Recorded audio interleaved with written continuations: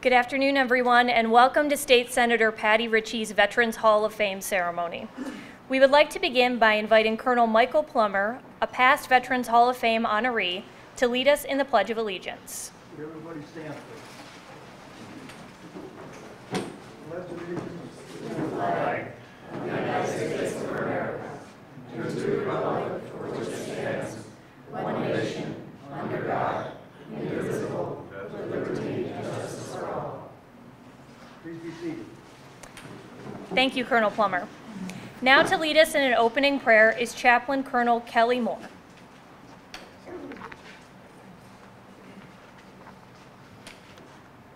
As the son of a Korean War veteran, it's a privilege for me to be here today, and I invite you to pray with me. God in heaven above, we come here today to give thanks, pay respect, and do honor to those who have gone before us in the service to our nation.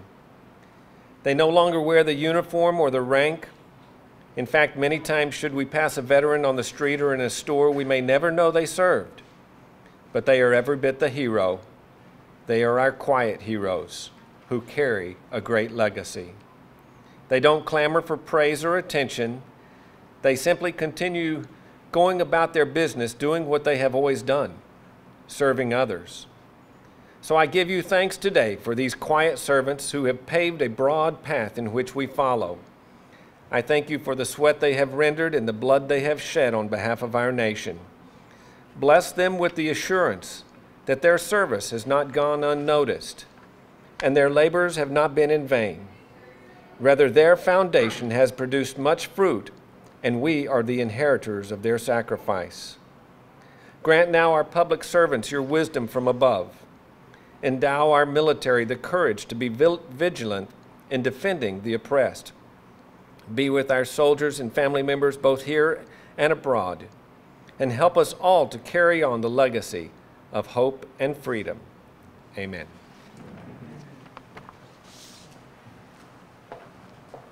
Thank you. Joining us now will be Maria Buffalini singing God Bless America.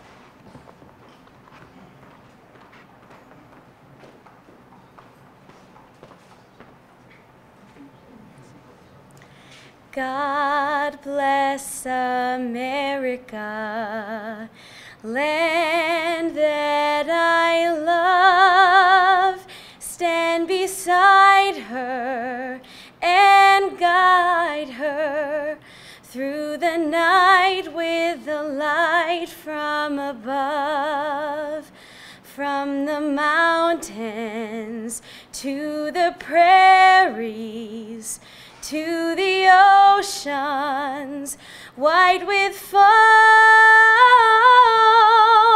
God bless America, my home, sweet home. God bless America, my home, sweet home.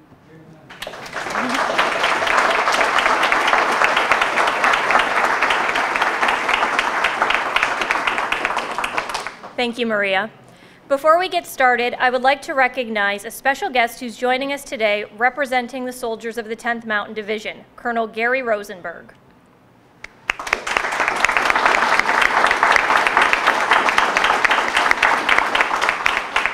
Also with us today is Jefferson County legislator Mike Montigelli.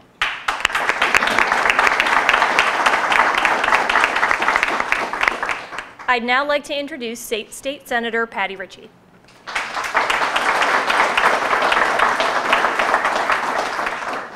Good afternoon, everyone, and again, thank you for being here today. And I have to tell you, it's kind of hard for me not to get choked up when Maria just sung that beautiful song, being in a presence of so many honored veterans. So that was pretty special. Thank you, Maria.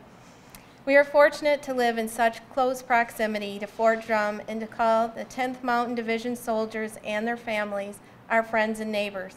We are also fortunate to see firsthand the sacrifices of our troops and their loved ones to help defend our freedom and our country.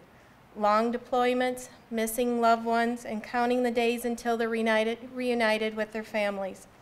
These are the challenges that faced our troops today, and they are the same challenges that you all faced during your time that you served. Before we recognize our honorees, I would also like to say a special thank you to USO Fort Drum Director Karen Clark. Karen, thank you for allowing us. Thank you for allowing us to have the service here today. I think it is a little more special that we're at the home of the 10th Mountain Division, and as well as the Fort Drum and 10th Mountain Division, not only for their hospitality but also for their service.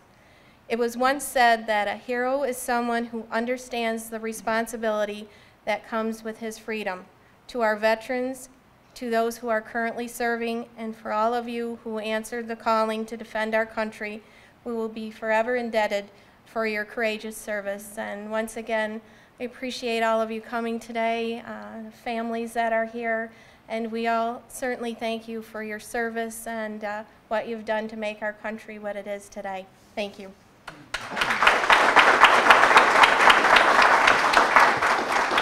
Thank you, Senator. Now to recognize our veterans. When your name is called and after a brief version of your bio is read, please come to the front of the room to accept your certificate and pose for a photo. There are a few veterans who aren't with us today, but we would still like to recognize them, so we'll be reading their names as well. First, we have Bianca Amthor. Bianca Amthor was a member of the Army Nurse Corps during World War II. She served in France during the Battle of the Bulge and was there for a victory parade in front of President Dwight D. Eisenhower. She says her desire to take care of her two brothers, who are also members of the U.S. Armed Forces, is what inspired her to enlist.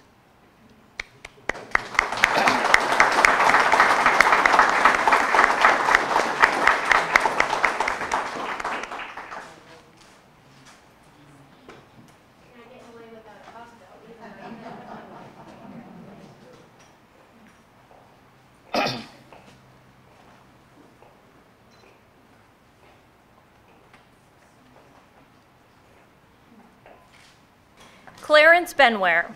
Clarence Benware knew he wanted to serve his country at the young age of 16 when he was working at Pine Camp, known today as Fort Drum.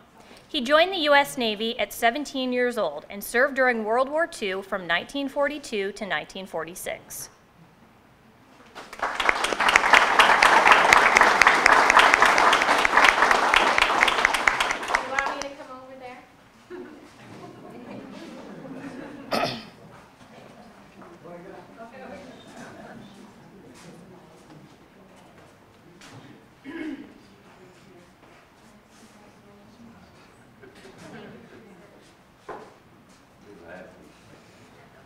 Andy Cambron.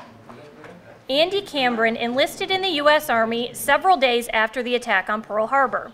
He fought in numerous battles throughout the war, including the Battle of Normandy and the Battle of the Bulge. Andy has received several accolades for his service, including the Bronze Star and a Silver Star.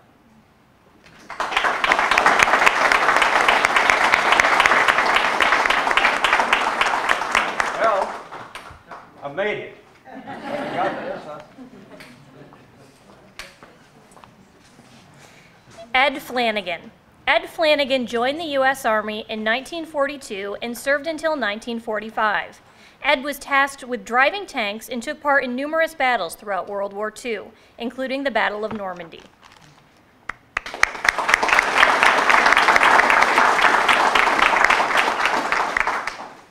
Francis Flanagan.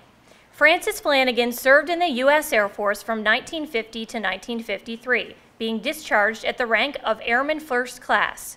She met her husband, who was also in the Air Force, on a blind date, and the couple raised 3 children. Francis's daughter said she was proud of her family, especially her cousin John McCormick, who served as Speaker of the House under President John F. Kennedy. And accepting on behalf of Francis is her family.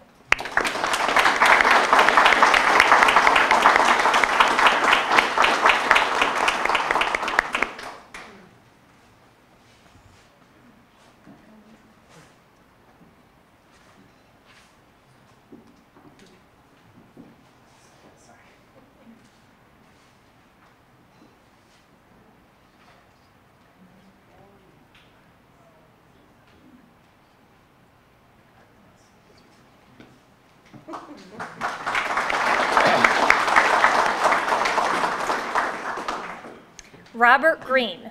Robert Greene was drafted into the U.S. Navy when he was in his first semester of college in Syracuse.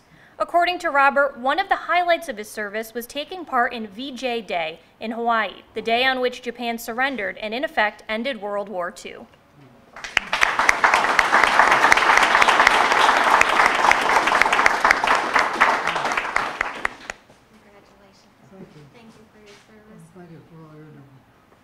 need to come back here and get in a picture with me. I'm not letting you run away that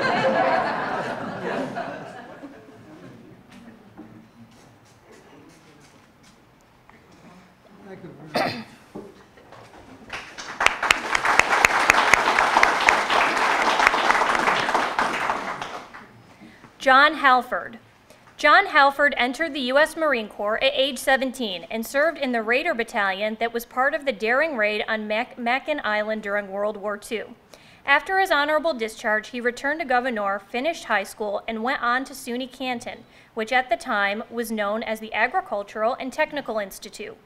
Since retiring, John and his wife have played an active role in helping to improve the lives of people in the North Country, especially through his work as a member of the SUNY Canton Foundation Board of Directors.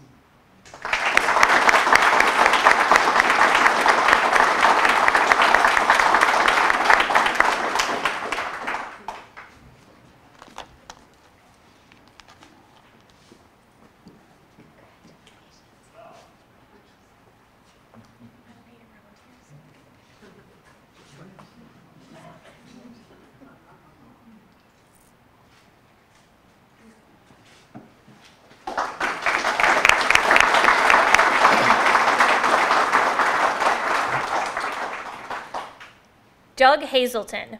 Doug Hazleton served in the U.S. Army from 1965 to 1968. One of the conflicts that best describes his bravery occurred during the Vietnam War, when he served as a door gunner on a medical evacuation helicopter when it came under attack from the Viet Cong.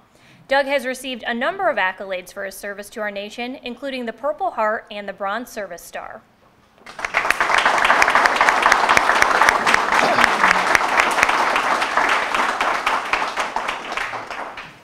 I have to say, this gentleman's been watching out for me since I was young as a neighbor of my parents, so I can't let him get his certificate today without telling him thank you for your service and thank you for watching out for me for, I won't say how many years.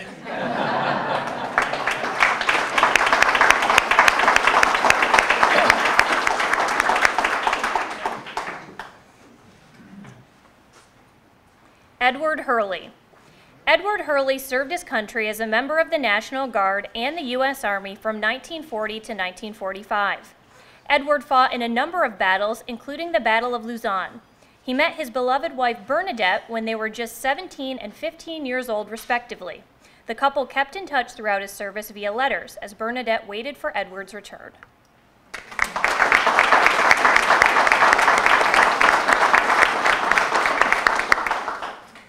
Arthur Cron.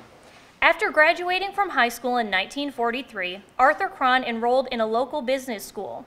Just 6 months later, he was drafted into the U.S. Army, where he served from 1944 to 1946.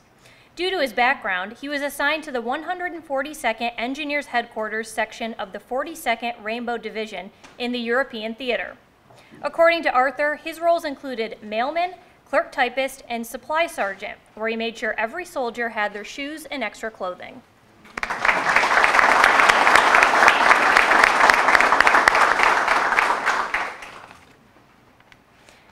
Richard Lacrosse. Richard Lacrosse was a member of the Army Air Corps during World War II, serving as a navigator on a B-29 bomber, which was one of the largest aircraft to have seen service during that period of time. Richard was shot down on July 13, 1945 over Japan and was awarded a Purple Heart for his heroism.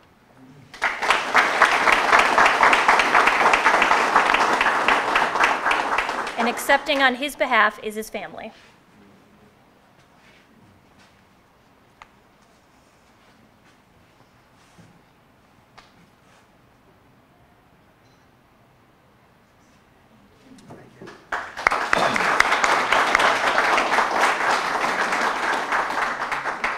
Maynard Alana.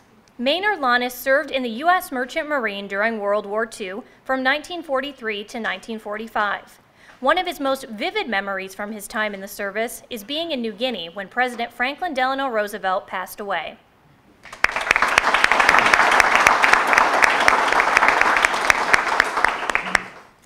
Joseph McLaughlin. Command Sergeant Major Joseph McLaughlin enlisted in the United States Army in 1973. During his 27 years of distinguished military service, he has been a leader at every level, from squad to division in the United States and overseas. He has received numerous accolades in recognition of his service, including the Legion of Merit, the Meritorious Service Medal with 3 Oak Leaf clusters, and many others. Joseph has been actively involved in the betterment of the community through participation in numerous organizations, civic groups, and volunteer entities focused on the improvement of the quality of life for all our citizens, including our veterans and current service members. And accepting on his behalf is his wife.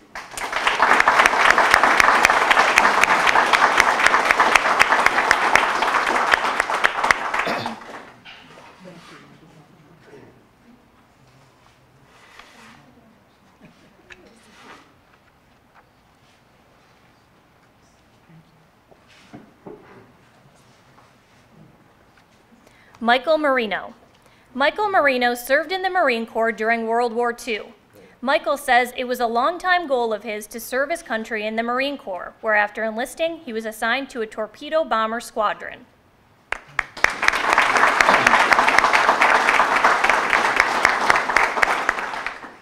Russell Marsden. Russell Marsden entered the U.S. Army in 1969, serving as a helicopter crewman in Vietnam in the Mekong Delta area. He received a number of accolades for his service, including the National Defense Service Medal, the Vietnam Service Medal, the Army Commendation Medal, and several others. Throughout the years, Russell has been an integral part of the Mexico VFW Post 369, leading the charge on a number of initiatives that benefit not only our veterans, but the entire Mexico community.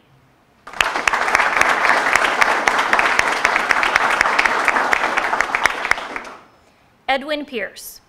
Edwin Pierce served his country during World War II as a soldier in the U.S. Army. He was a member of the New England 43rd Division, which was among the first divisions to go to the Pacific. Edwin vividly remembers time spent serving in New Zealand, as well as his service in a number of campaigns, including New Guinea and Manila. For his service, he received a Bronze Star.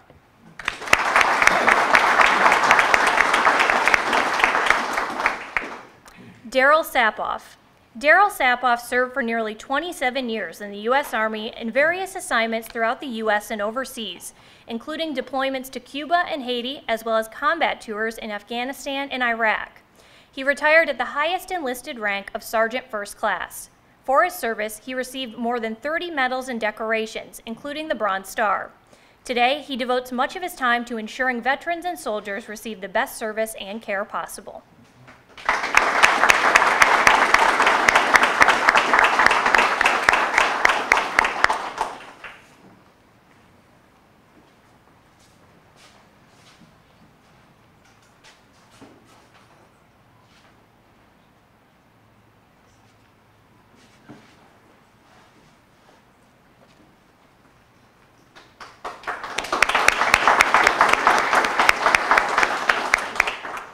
Ben Scordo.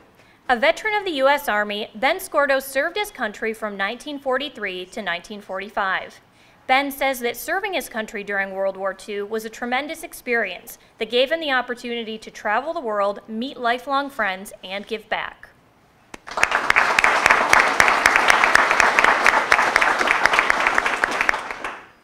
Arnold Shaw. Arnold Shaw served in the U.S. Army from 1944 to 1946.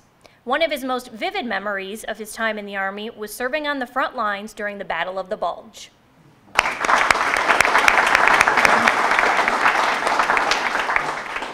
George Smith. George Smith entered the U.S. Army in 1942. During his time in the Army, George served as a truck driver, rifleman, scout car driver, and supply NCO. He was awarded a number of accolades for his service, including the American Service Medal, European African Middle Eastern Service Medal, Good Conduct Medal, and the World War II Victory Medal.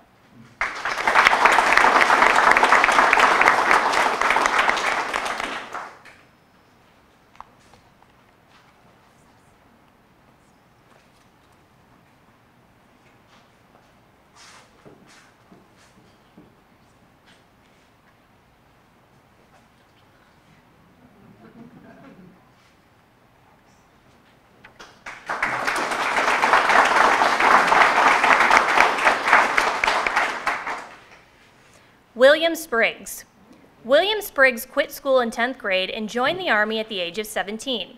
He landed at Omaha Beach in Normandy just before his 19th birthday and fought his way through 5 battles in Europe with the 83rd Division, 329th Infantry, obtaining a Purple Heart for injuries in France.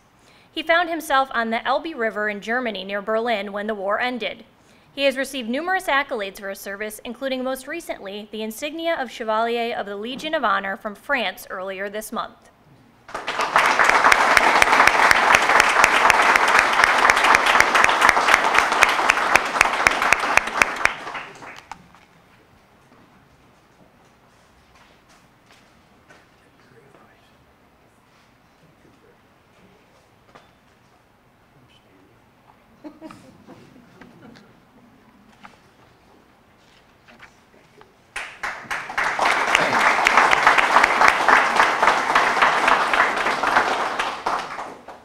Donald Turk.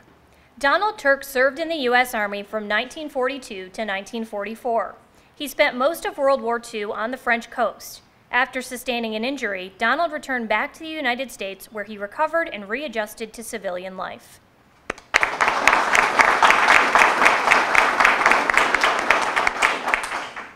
Robert Van Benschoten. Robert Van Benschoten entered the U.S. Navy at the end of 1942 and served until 1946. Serving during World War II, he was involved in both the Mediterranean as well as the Pacific. While in the U.S. Navy, he spent most of his time aboard a minesweeper, where he was responsible for countering the threat posed by naval mines.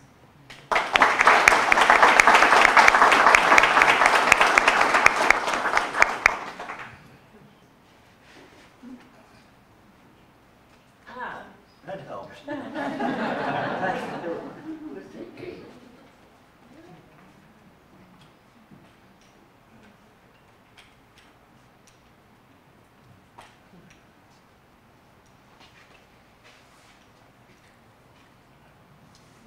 This is my daughter.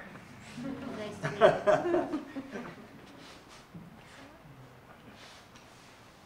Good. Congratulations. Thank you. Thank you for your service. Good to be here. All right, I'll hold right up here. Thank you.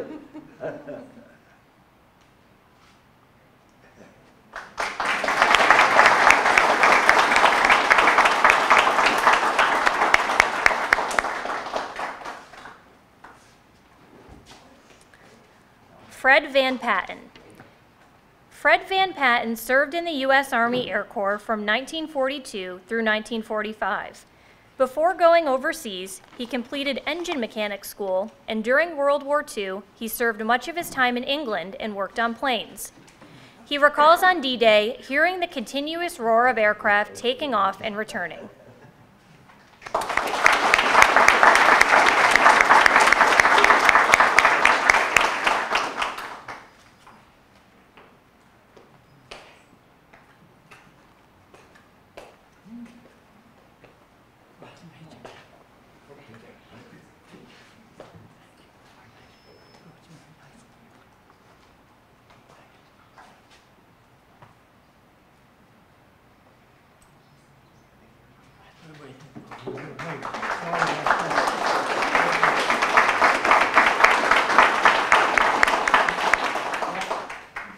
Wallace Whipple. Born in Fulton, Wallace Whipple was a member of the 83rd Division of the U.S. Army who served during World War II. A survivor of 6 months of combat, Wallace fought during the Battle of Hurtgen Forest, where he spent 4 days straight in a foxhole.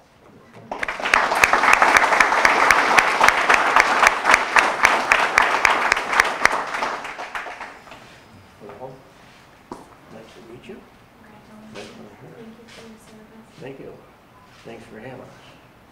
It's a pretty special day. It is for all of us, for us fellows that's left. And thanks to you and the people behind you do this for us. Not very many of us veterans get a chance to do this, you know.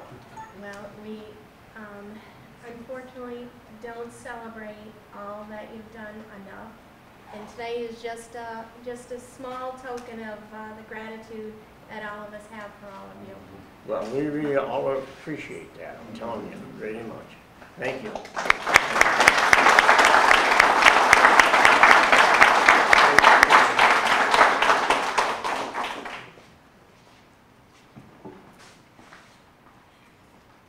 Jim Weinhoid.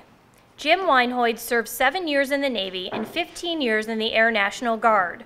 From 1953 to 1954, he served on a Navy ship near the 38th parallel just off Korea. Today, he is very active in the community, serving as a member of the American Legion Post 587, where he was once commander. He currently serves as commander of VFW Post 569.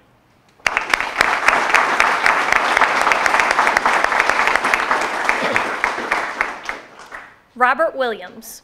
Robert Williams served his country in the U.S. Navy during World War II. Because of his diligence, he achieved the rank of third-class petty officer in less than 2 years. Williams reached the rank of second-class petty officer when he got called back to serve during the Korean War.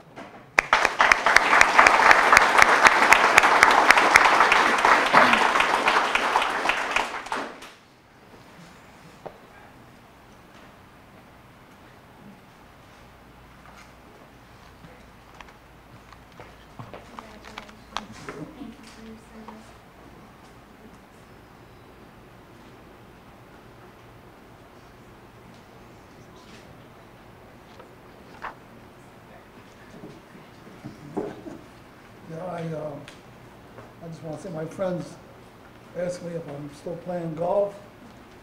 And I said, yes, I'm in 2 leagues. I said, sometimes I even hit the ball.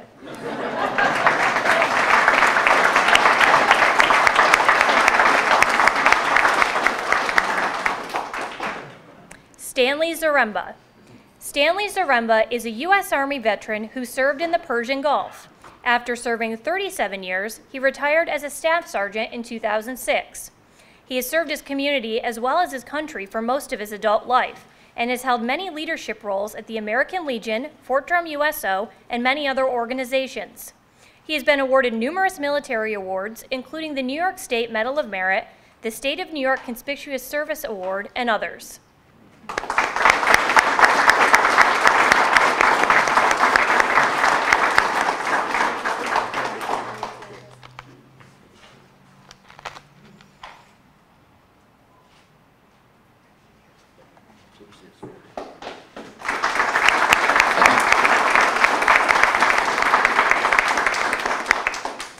Before we conclude today's ceremony, I would like to take a moment to tell you about Senator Ritchie's Veterans Voices program. This program was designed to capture the wartime stories of those who have served their country, preserving them for families, researchers, and future generations. Senator Ritchie would like to thank those of you who are here today who shared your stories of struggle, bravery, and devotion to our country. If you haven't taken part in the program and are interested in doing so, please see a member of our staff at some point after the ceremony. We also invite you to please stay and enjoy some light refreshments and also to visit the 10th Mountain and Fort Drum Museum, which is right next door. Before doing so, I'd like to invite all the honorees to come forward to join Senator Ritchie at the front for a photo. Again, thank you for joining us today, and thank you, veterans, for your service.